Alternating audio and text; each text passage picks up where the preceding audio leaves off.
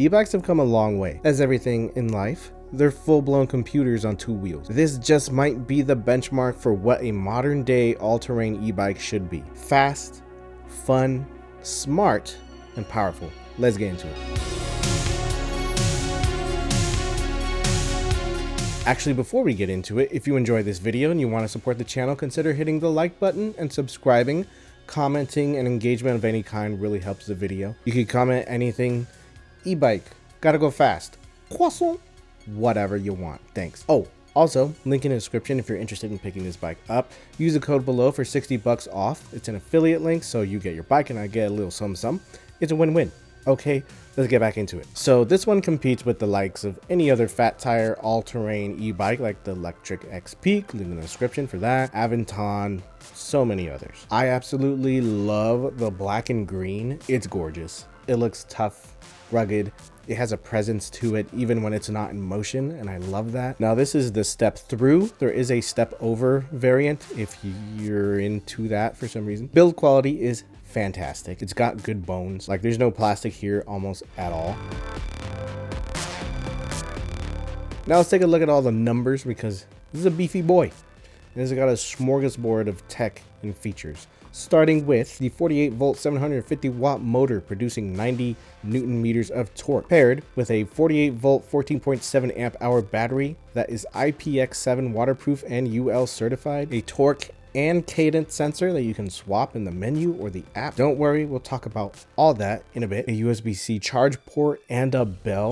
Let's go. 45 miles of range on throttle only and 65 miles of range with pedal assist, which is a lot. 3 different ride modes with 5 levels of pedal assist. The riding modes are essentially your eco, your normal, sport mode like you have in your car. This is a class 1, 2, and 3 e-bike, and it's really easy to switch between the 3. Big beefy Kenda 4-inch fat tires turned by an 8-speed Shimano. Stopping power comes from 203mm Tektro hydraulic brakes, and they work tremendously. What else we got? What else?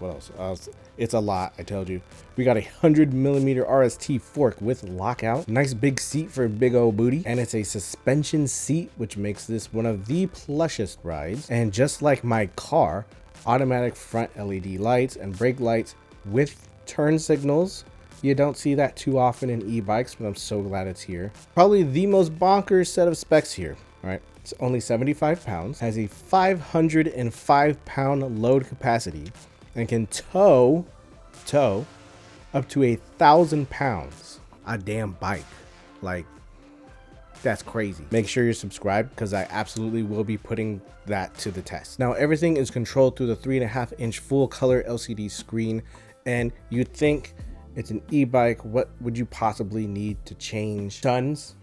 Lots, actually. The speed limit, the torque sensor, how the brake lights behave, automatic light controls, cruise control, a lot. But of course, it's not a modern e-bike without the Velotric app, which lets you track your rides in real time, change settings on the bike without digging through menus on the bike itself. New this year, though, is the compatibility with Apple's Find My, which is brilliant. I'm not an Apple person, but at least half of you are, so that is huge.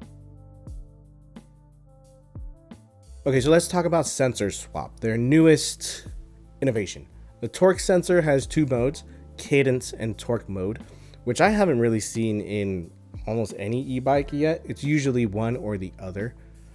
But what does any of this mean? In torque mode, it's as the name implies. The harder you pedal, the more assist you'll get from the electric motor and vice versa. So the pedal assist adapts to you and how you pedal. If you don't apply any torque and keep a constant speed, it won't add any assist. You'll want to use this mode if you're going on pretty flat surfaces because it requires the most effort from you to get the motor to assist you. It also uses less battery than cadence mode, which no matter how hard or soft you pedal in cadence mode, it will apply the same amount of pedal assist according to what pedal assist level you're at, 1 to 5. You'll want to use cadence mode if you have a lot of hills or if you want the bike to do most of the work. Cadence mode definitely uses more battery though, so keep that in mind. Okay, so genuinely, this might be the funnest e-bike I've ridden. I never knew how much I needed cruiser handlebars because let's be real, you're probably not doing actual technical rock climbing trails or competitions with this thing. Most people will use this on some basic trails with a mix of,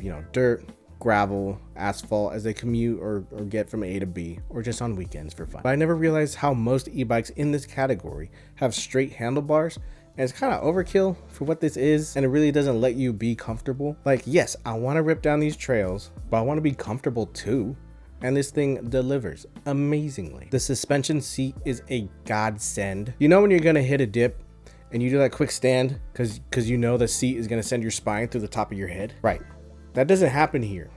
Feels like it should be really rough, but it's nice and smooth. Pair that with the cruiser handlebars and it's probably the most comfortable I've ever been ripping 30 miles an hour down a dirt trail. Which brings me to speed. You can adjust the speed limit in the bike or the app. Super cool, but it is merely a suggestion because you can get 30 miles an hour without even trying. I got 37 miles an hour on a flat road. I'm sure someone with a little less heft than me can get over 40. That's scary. Good scary. This is what our fight or flight was made for. That's how I see it. Mind you, you are still traveling 30, 40 miles an hour without a seatbelt. So you need enough protection for if you fall, you don't become a human scab.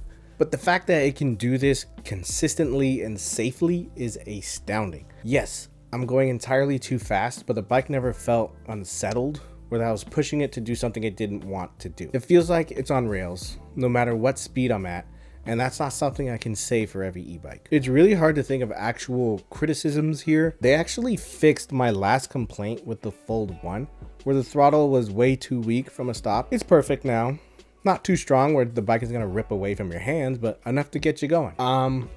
I kind of wish the front light was brighter. I wish there was a high beam option on that light. Also kind of wish the rear brake lights got brighter when you brake like an actual car. This is like the nittiest of picks, like this is all I got. So is the Velotric Nomad 2 worth it? Look, I get sent a lot of e-bikes to review. Check out my whole e-bike playlist if you want to see all that, right? Naturally, I can't keep every bike I get sent, so I have to throw them into the ocean. But this one, this Nomad 2, I will be keeping this as my go-to e-bike from here on out until I find something as good or better. No, it has to be better. Mind you, this is my opinion, but it's basically perfect, supremely comfortable, effortlessly capable, scary fast, and the smartest e-bike I've used so far. So you'll be seeing this e-bike again in the future. Don't forget to subscribe because I will be testing the towing on this bike. I'm hoping to actually make a mini camper trailer for this bike. It's gonna be great. Subscribe to see all that. Again, link in the description if you want to check out the bike. Use a code for 60 bucks off. Let me know your comments below in the comments with your comments. Thank you guys so much for watching. See you guys next one.